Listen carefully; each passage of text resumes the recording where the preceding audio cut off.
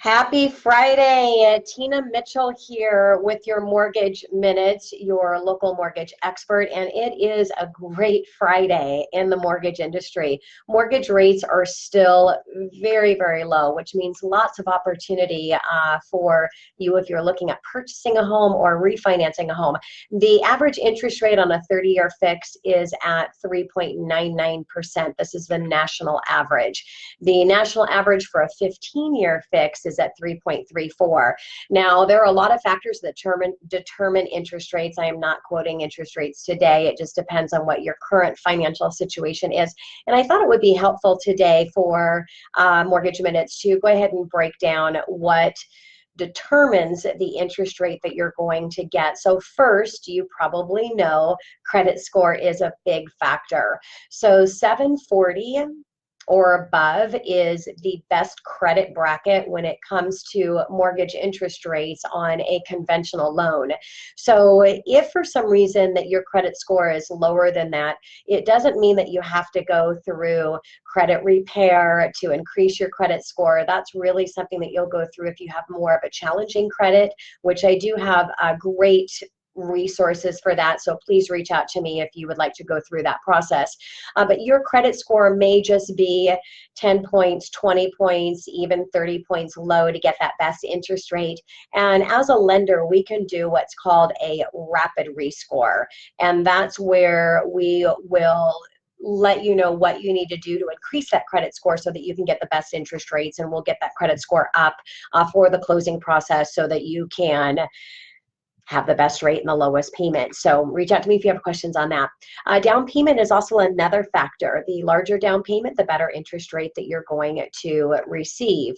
Loan amount will determine an interest rate, whether you're in conventional or jumbo interest rates. Now, we do not have an increase in interest rates for high balance loans here in our local market. So a great opportunity if you're getting over those conforming loan limits. And actually jumbo interest rates right now, depending on the lender, are a little bit better. So normally jumbo interest rates are higher, but they're a little bit better right now. Property type is also going to determine your interest rate. The best interest rates are single family homes.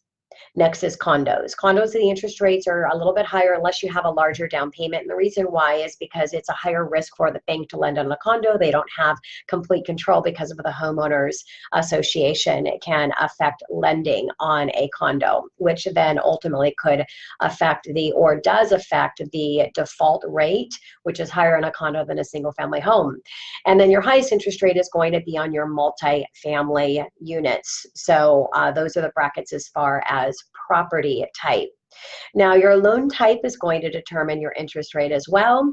There's conventional, FHA, VA, USDA loans, and again, jumbo.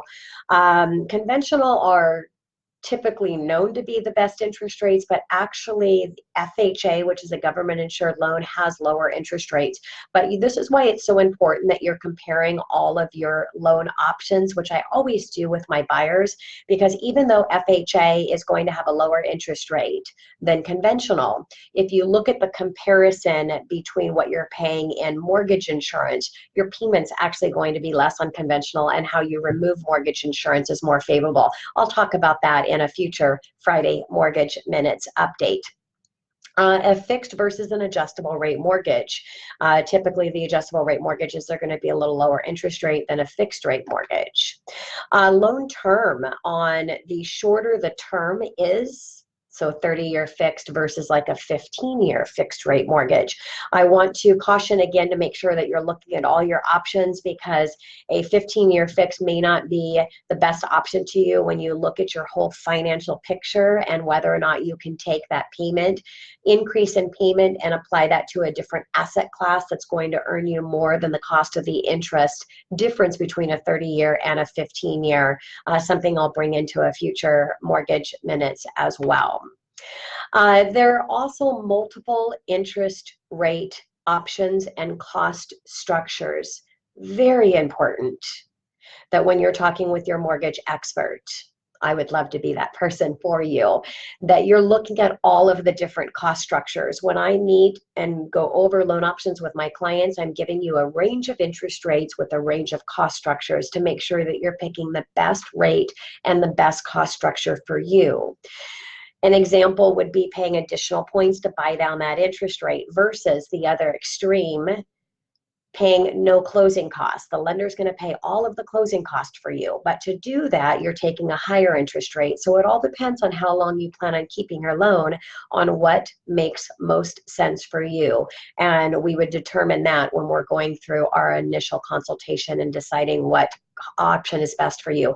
And then Lock and Shop, I'm going to talk to you about that next Friday. So stay tuned for next Friday's Mortgage Minutes on Lock and Shop and what that is. But you want to make sure that you're looking at a lender that has the ability to lock and shop if you're out there purchasing a property, so that you can take advantage of these amazing low interest rates while you're taking a little bit of time to shop for your property. Every 0.25% drop in the interest rate, give or take, is increasing your buying potential by $10,000. Now, I like to talk buying potential, or buying power, I should say. I like to talk buying power versus payment, because you most likely have your own personal payment objective, the very maximum that you feel comfortable making a mortgage payment. And then determined on that payment is going to determine how much you can actually buy, or your buying power.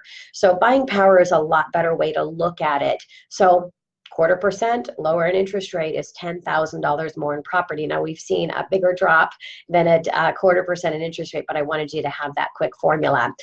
Best is just to reach out to me and we can chat one-on-one. I do a lot of virtual meetings with my clients, so we'd meet face-to-face virtually. If you want to have your camera on, I definitely will have mine on, which makes it very convenient. And I do my client appointments after business hours, and I do them as late as 9 p.m. because they're virtually, so I can do it from my home office.